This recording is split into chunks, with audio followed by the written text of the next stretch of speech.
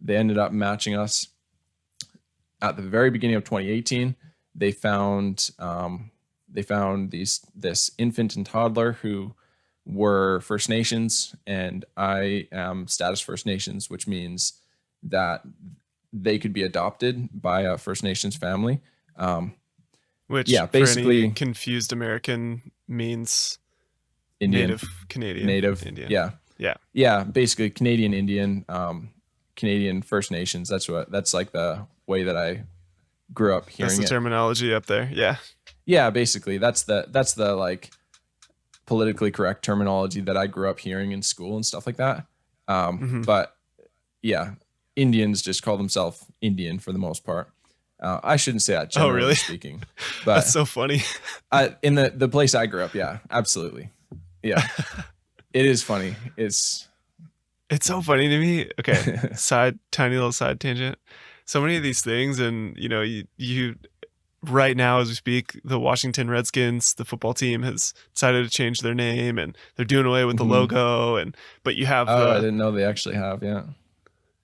So they were feeling the pressure, and I think FedEx, who is their stadium sponsor, like they play in FedEx Stadium, they were threatening to withdraw their sponsorship and everything. So they decided they were going to move on from the name.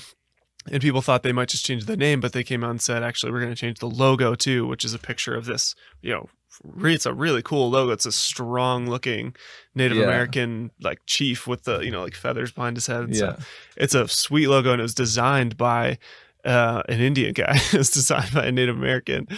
And so I think it's his son or his grandson has come out publicly saying like, you're not doing this for us. Like, we love that logo. Totally. Like he designed that as part of our family history. That's part of that gives us a representation in American football, which is a sport that not very many Native Americans are involved in, but there you have this really strong looking logo. Anyway, it just strikes me as really funny how often with that kind of thing, it ends up being a lot more about people feeling good about themselves than actually looking out for other people. So it just made me think of that when you're saying growing up, and the politically correct term you're learning in school is mostly not actually for those people. They're just calling themselves Indians, and it's like, who's that really for? I don't know.